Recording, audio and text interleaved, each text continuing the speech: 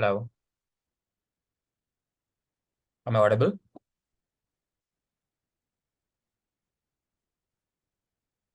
Yes, you are audible.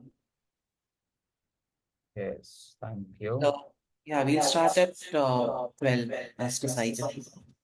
Okay, the voice is echoing actually. Satyamir, just heads up on that. Yeah, yeah, fixing that. Yeah, yeah.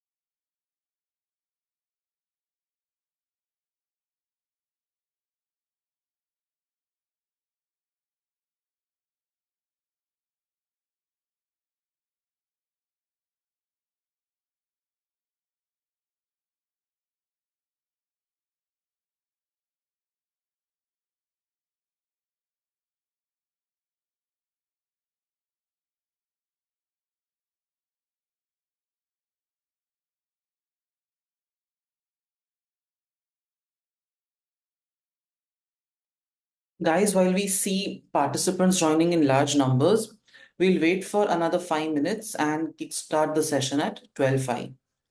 So just waiting for more and more participants. We already have a huge chunk right now. Let's wait for 5 more minutes and then start.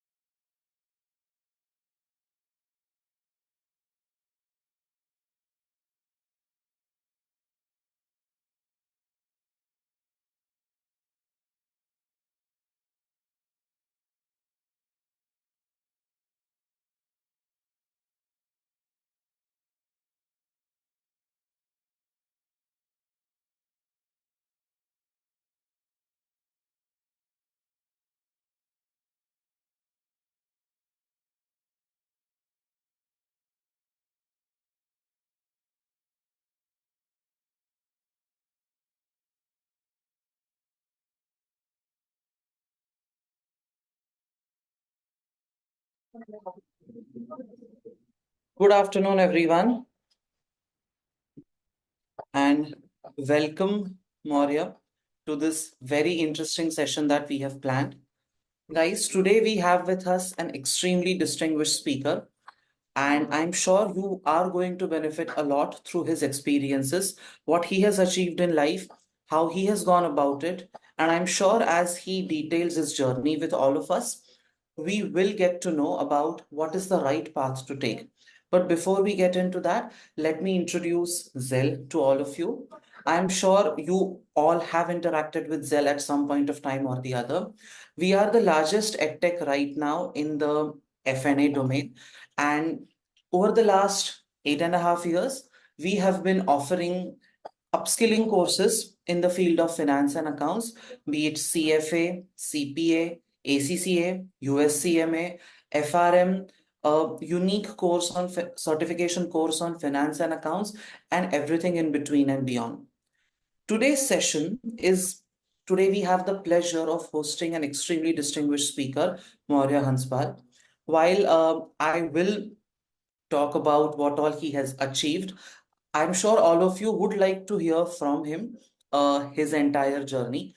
Maurya is a CFA himself, and over the years, he has had a wide variety of experience, not just as a wealth management expert, as an asset management expert, working on portfolio management, equity research, reporting, but he has also had an extremely interesting journey as a faculty trainer, and he has his own motivational monetary fundas where he has set up something very unique for all of us to know. So before we dive deep into today's discussion and we understand what kind of jobs are out there for you and how do you go about achieving that, please join me in welcoming Maurya. Welcome to this interesting webinar, Maurya. Hi, Satyamed. Thank you so much for having me here. And thank you so much for such a great introduction about myself. And I'm happy to join the session with Zell today. And yeah, just a confirmation if I'm audible to all and visible clearly. So just heads up on that. If someone can just confirm me, just a double check. I'm audible clearly, right? Yes, you are. Thank you. Okay, so to just talk about my journey in very brief. So it has been over, I suppose, around 4.5 to 5 years in this investment banking industry. And the journey has not been too big, I suppose, maybe like 10, 12, 20, 30 years, as we have the senior management corporates and top investment banking companies. But the major thing is, how did I land into such a company? Because currently I'm working for JP Morgan Chase and Company as an investment specialist. And the thing is, if you want to land into such profiles, if you want to land into such roles and want to have a core finance background or like make yourself fundamentally strong into these concepts of finance, the one best advice is to understand each and everything practically. So that is the best approach, which I tell to the other candidates also, and the people who come to me and ask me that how to clear the different curriculums for CFA or maybe CA, CMA per se, or some different curriculums of the FRM or the NSIM. The major factor is like whatever you are trying to understand conceptually or in a theoretical manner, or maybe trying to solve the questions on a piece of paper, any of the questions, be it for statistics, be it for portfolio management, trying to calculate security selection, asset allocation per se, just to give you a small example. Try to link those concepts to the practical world, that what exactly is happening in the practical world. Because I also personally meet people who are CFAs who have like multiple degrees in finance, but they do not know how to apply that knowledge into the real life situations. They Mm-hmm. just have that knowledge, they can talk about it on any forum, but when it comes upon implementing it in the most practical way, for Mm-hmm. example, implementing a client's portfolio, trying to do research upon stocks, trying to implement some corporate finance strategies, it tends to become very difficult for them. At that particular point of time, those people have to go back and revise the topics because at that particular point of time, they just learn that not from the practical perspective. Each and every curriculum, Mm-hmm. each and every subject has to be learned in the most practical manner. First theory and then practical. And of course, tracking the real life scenarios against that.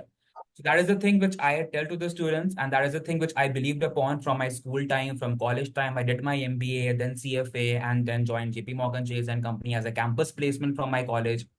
And then I started to do some other curriculums of the NSIM for equity research, for derivatives, for technical analysis, because I had the passion into it. So if you genuinely have the passion, then go toward these skill sets as well. And then I started my own domain, like talking about these stuffs into on a biggest on like bigger platforms like IIMs, IITs, and today I'm here at the Zell Education. So thank you so much for this opportunity. The pleasure is all ours. I want to understand. So, while CFA, most candidates who pursue CFA often end up saying that, I want to make a career in investment banking. Yeah. I'm not sure at the tender age at which they really understand what investment banking is all about. So, could you help them understand a little about what does an investment banking role entail? Okay. So when we talk about investment banking, so particularly if we talk about, see, like if we talk about the major corporates like JP Morgan, Chase and Company, Morgan Stanley, Goldman Sachs, Citi, HSBC, all these are investment banking banks. Mm-hmm. But that doesn't mean that all the profiles are related to IB only, correct? Mm-hmm. Might have multiple roles. So at this point of time, it's quite important to distinguish between the investment banking part and the normal part, right? So like when we talk about the investment banking vertical, is most of the front office profiles that is dealing with clients. You guys can have multiple type of roles like related to equity research, valuation profiles, portfolio management, investment specialist role, mergers and acquisitions, IPO management. So in these kinds of profiles, you are upfront and trying to talk with the management of the corporates for the mergers and the acquisitions process.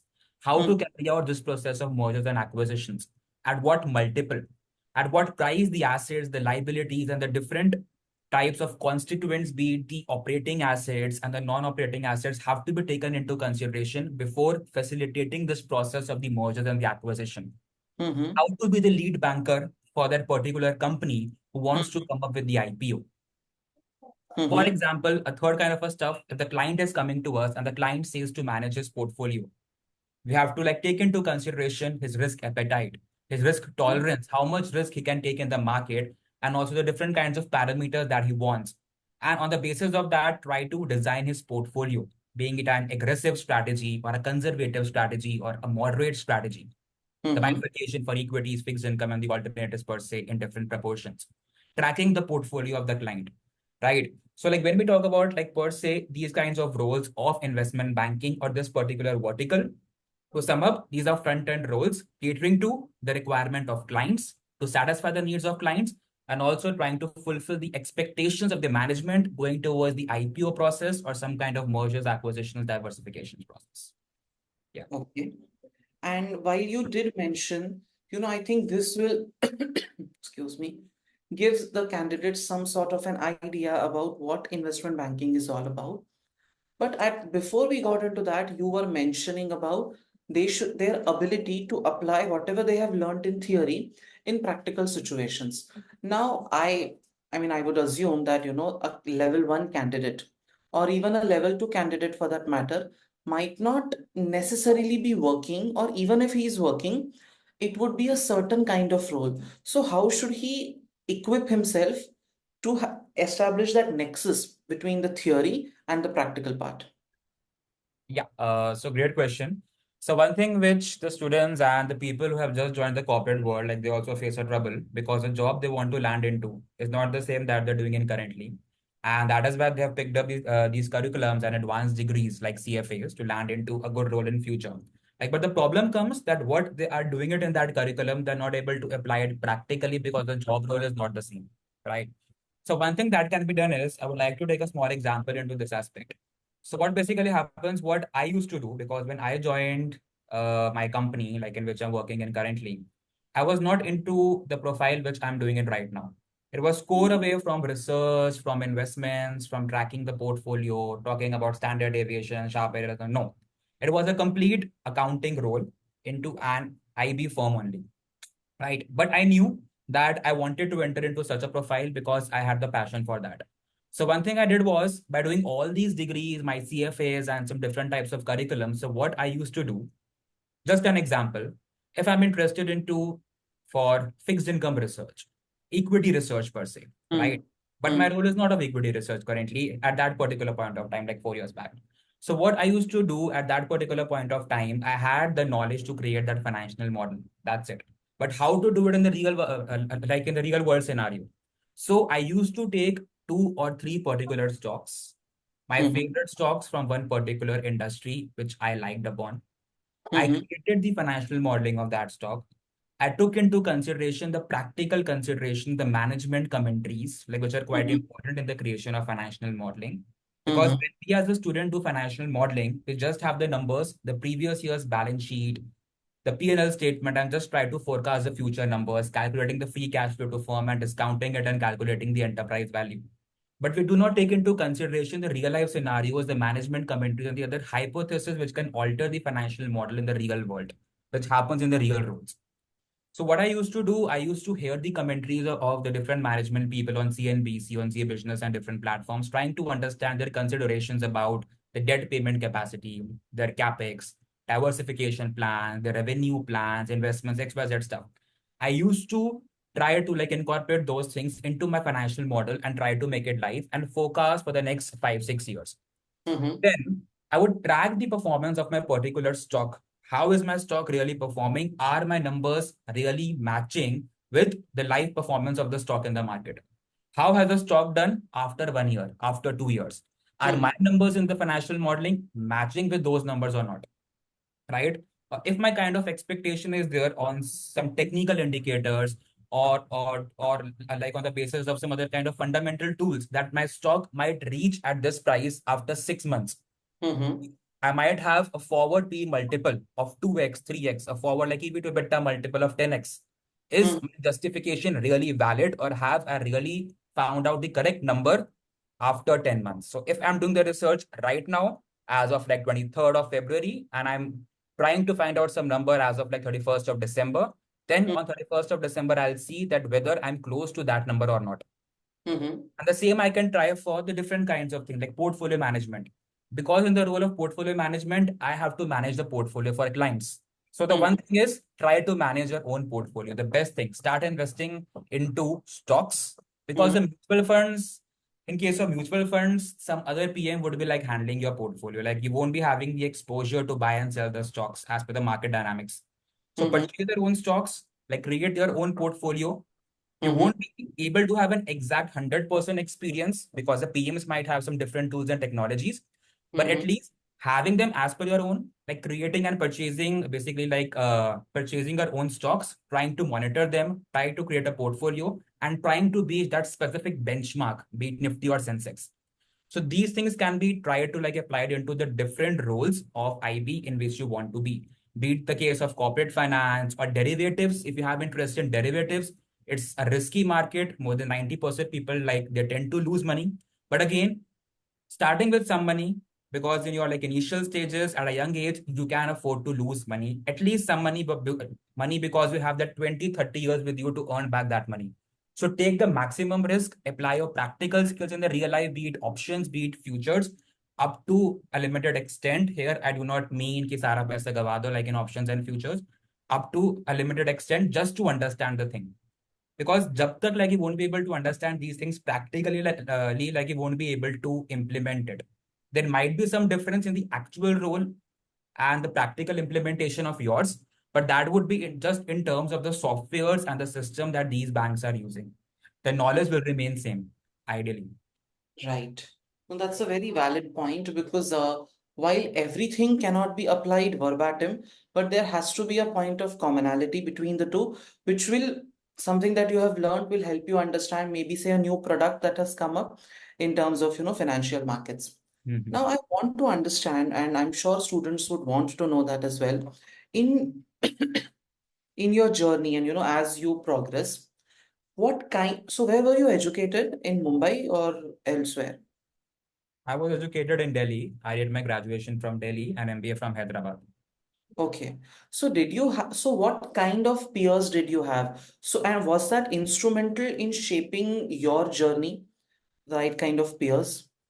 Yeah, so that's a very good question. Like really people touch like these types of questions, having a good peer group with you or having the correct peer set. So see, the thing that happens like whenever you do your graduation or you're doing your MBA, like you'll have different set of people around you, right? Mm-hmm. And you have to be like very well defined that which set of peers you have to be with, correct? So that is the right set of people you have to be around. So the thing is, there can be two sets of people. like one who are quite concerned about their careers. And now, I am not saying that if someone is concerned about the career, that person will definitely do a CA, CFA, CPA, CMA. It can Mm-hmm. also happen that it just does an MBA and like flourishes well. But a person who has that mindset to do well in the career, right? Trying to uplift those skills and knowledge. So like you'll get to know like about such people when you are in a class with them. They might not be sitting just next to you or like just like behind you or like in front of you, but to get to know about such people, right? So like it is good to have a circle with those kinds of people, of course. So here I'm not saying that not to party and not to play games or sports, right? So just manage that along with that as well.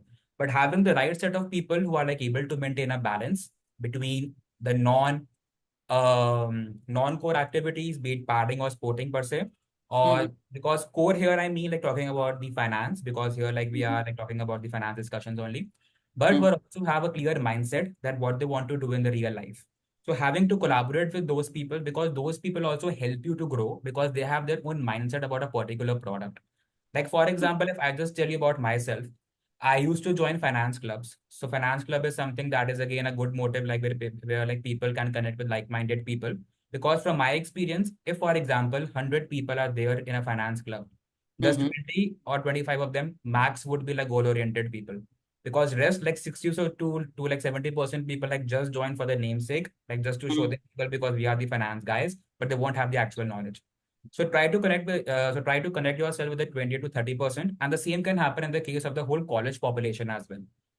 Like for example, if you are like MBA in finance, so like in MBA in finance, out of 100 people, 20 to 30% like would be the most serious ones. And Mm-hmm. here, most serious ones, I do not mean that who are into the library like 24/7 and like not talking to people. They talk to people. They are good in the different types of the other non-core activities as well. But that they are like good in finance, are goal oriented, they want to impart that knowledge. They want to learn from you. And having a person who is having a different perspective, right? So try to be a friend with someone, be it a senior per se, or of your age, or maybe a junior, right? Like who has that mindset, who has a different perspective. Like you believe the market is going to go up. You have hundreds of reasons you believe that this equity class will go up. But that person has thousands of reasons to say that the market will go down. So Mm-hmm. people can come together. You have different perspectives. Like he will learn from you, like you will learn from him, and all these things. And one thing which I believed is like when I joined my MBA is that having the right set of people, of course, like is the right thing. So I Mm-hmm. try to have a separate group with them and try to have a kind of a good discussion about finance. Try to Mm-hmm. like link yourself like with the good faculties as well. The faculties which really believe out of the book knowledge, because mostly people tend to believe in the bookish knowledge, but the real world is of the practical knowledge. So out of the bookish knowledge faculties, like very few faculties you get, try to have a bond with them, try to have a long-term network with them, good seniors. And once you join the corporate world, my personal recommendation to all, try to make a friend who's at least 10 to 15 years older than you, who might Mm-hmm. be at a hierarchy level of 3 to 4 slabs over, who has that experience, who has that mindset, who has that name in the company, right? Who has followed all those parameters, guidelines, and he has kind of experienced those steps. And he's full of so much knowledge and experience, and has a contrary view, because that person will teach you a lot. So that is both from the college perspective and from the company's perspective. So try to make up a friend who has so much experience, like somewhat older than you, because in that case of time, like you will, I'm not saying to copy him, Mm-hmm. to be like him, because you are your own oneself. Like you need not be the next, I would say, like Warren Buffett or Mahatma Gandhi. You are your own Satyamed and you are your own Maurya Hanspal, right? So we are our own selves, but trying to take a kind of inspiration from those people, what they did and what mistakes we cannot do, because a kind of a guidance from those people, it always helps us. Correct. That's fine. And I think the cross-generational exchange of thoughts is very important because we Mhm. tend to listen more to people our age, assuming that we know best, but that might not necessarily the case. And that exchange of thoughts, I think, is very healthy. Correct. Maurya, I think you would agree that, when we started off with our careers, the landscape was very different when we were looking out for jobs. I mean, I remember not knowing how to apply. So I had gone to the PwC office and I handed over my CV to the watchman and asking him, isko andar de do, and, hoping that I will get a call, not knowing that this is not how it works.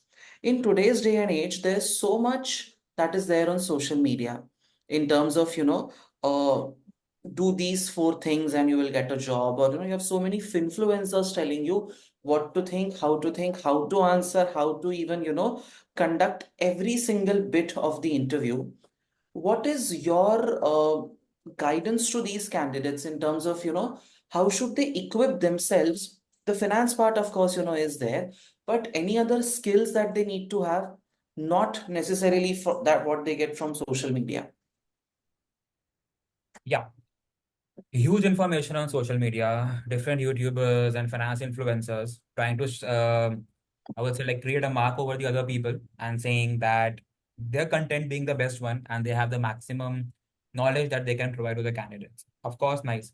Everyone has their own experience. So, like, no disrespect to everyone, because I also know like a lot of finance influencers who have that experience and knowledge and they're like just trying to share for money. And Mm-hmm. that's absolutely fine, because like if you have knowledge, you can share that for money, and that's the ultimate goal where people are working for. But the thing is, you have to be damn sure that which is the most appropriate content and how to, I would say, take that content, right? Mm-hmm. Because you guys can get confused from multiple forums and sites, right? So the one thing is, if you're following some finance influencers or a YouTuber, take one as your person, right? Just Mm-hmm. don't try to bridge between one influencer, second, third, fourth, because that can make your mind confused. Because like one person might say that you can land into this IB job by using the skill X. Some other Mm-hmm. person might say that you land into the job by using that skill Y, right? At the end, everyone is talking the same. It is Mm-hmm. just the way they are telling you is the different, right? Because Mm-hmm. at the end, they will sum up all the things in a different way. Like they will talk about specific skills and all those scenarios. So pick one guy, be it a YouTuber, a good, renowned YouTuber that is focused upon skills, information. Like I won't be like naming the channels here, but there's some YouTubers who are just for like recommending stocks, have been like penalized by SEBI, and that was wrong. But there are some YouTubers they're focused upon sharing the actual content just for like information purpose to help you grow. Just follow such YouTubers, search for that. You guys can personally contact me via LinkedIn. I'll just share the links of those people as well, like, but not on the public platform. Mm-hmm. And the thing is that apart from these skills, because everyone knows like what to do, like to build up a career like in finance, they learn about financial modeling, valuation, research, portfolio management, advanced Excel, like right, like because everyone like nowadays know to learn about this tool of advanced Excel, because like without Excel, even if you know these finance skills, it's just a waste. Because you like need to implement those skills on Excel, like you just to need to like put in your numbers and do some massaging and create the output. Tableau and Power BI. But apart from these skills, the one thing that you need to have is that you need to have confidence. Confidence is the Mm-hmm. key, because like most of the thing, like what happens if we are right, we have the confidence. We are right, and this is the thing, but we are also willing to learn your viewpoint. It should Mm-hmm. be confidence and not overconfidence in this finance industry, because the finance industry is quite dynamic and the things get changed every day. The market before COVID and the market right now is not the same. Like new kinds of products come into place, new market strategies come into place, new stocks, loss-making companies were not there before COVID. After that, the loss-making companies like they came into place, and even these top IB firms were quite skeptical how to value these loss-making companies because these had no profits and cash flows, right? So then they came up with price to sales, sales to capital, and like all these multiples. But the thing is to be confident in what you are doing and also taking a feedback from your seniors, from colleagues, because feedback is always constructive. There is never a positive or a negative feedback. Feedbacks are always constructive, so that can help you grow as well. If you have been hurt by someone like through some negative feedback, like try to take that as positive and try to implement that. Be confident, have faith in yourself, and work upon your communication skills. Because in most of the things I've seen, a person having 100% finance knowledge and having just 20% skills for communication might fail in trying to convince a client, trying to convince your managers, trying to convince a prospective company. Mm-hmm. The person having 60% knowledge in finance and 100% communication, that might even convince a person to crack such deals, right? So Right. communication is the key in the present world. You need to know how to deal with your management, clients, stakeholders, everyone. So all these skills, like with confidence and communication and having a positive mindset to take a constructive feedback. So that is my way apart from those skills. And like currently the life has changed. The life has changed. Like we have all those material, things like available on the platforms. So choose a right person, right YouTuber, right person on the LinkedIn platform. Try to understand with him. Try to have the correct inputs and knowledge, and try to implement that. So that is my advice. Correct. And lastly, and most important of all, apart from communication skills and finance related skills, are these fresh candidates expected to have say a certain level of knowledge for say Microsoft Excel or Power BI and Alteryx, and all of these are buzzwords right now. Do they need to know them in the same level of detail, or is it something they should pick up on the job? Advanced Excel, if we talk about advanced Excel, so now there is no term as Excel nowadays, as we know. It is just advanced Excel, right? Like, so that is the new terminology as people are using it and as you also use it. So the thing is, advanced Excel is something that you should know before your first job. Like even if you are in a class 12th or a graduate, start uplifting yourself on Excel because there is no alternative to Excel. Things like Power BI, Tableau, etc., Alteryx can be taken for a gap, I suppose, like once you join the company. So these things you can learn side by side. But Excel is something that once you join the company, you have to do it from day one. Tableau, Power BI, they might not give you like immediately. But if your first role like is about the presentations and dashboards, then even like Tableau and Power BI advanced is quite essential.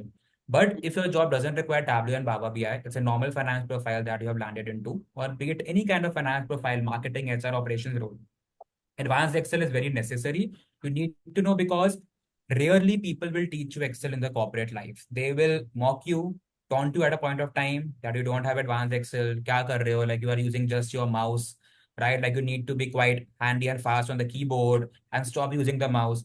Rarely, like good managers will guide you upon Excel. They will like help you to incult a habit of like throwing away your mouse and using just the keyboards on Excel and trying to use the maximum shortcuts. But in 90% of the cases, no one would be helping. You just need to know. And at that point of time, people tend to struggle. They then go back home, they do some Excel courses, they spend their time, they spend endless nights and come back to the office, and that hampers their mind as well. So, this Excel, advanced Excel is something. Please do it before your first job. Have every kind of knowledge from A to Z. Like you won't know 100% advanced Excel because even the Microsoft Excel tends to update itself each year, like the new formulas and updates, but at least 80 to 90%, like you should be like very well versed. Macros and VBAs you can learn afterwards, but at least the small the tools, the shortcuts, like you should know. Perfect, perfect. That was quite insightful, Maurya, because candidates today are in a way spoiled for choice, but because they are spoiled for choice, they really don't know where to get all the necessary information from, leave alone process that. So I'm sure today's discussion, has been able to make that point clearer to them in terms of how they should upskill themselves, how they should equip themselves for the right kind of jobs. So I think, guys, there's a lot that has to be learned from his journey, his experiences, and I'm sure there's a huge takeaway for you from today's discussion. I know it's a Thursday, and yet you have found the time to, found the time from your busy schedule to listen to someone who is so experienced so that you can also propel your career in the right direction. So, thank you so much, guys, for making the time. And Maurya, thank you so much for making the time today to address our candidates. No We problem, really no problem. appreciate that. Thank you so much, guys. Thank you so much, and feel free to ping me on LinkedIn if you guys have any other concerns to all the participants here. So guys can feel free to ping me on LinkedIn about like anything about job roles, banking, like skills to apply for. I'll be there for you. No worries. Thank you so much, Maurya. Thank you, guys, and have a good day, everyone. Thank you.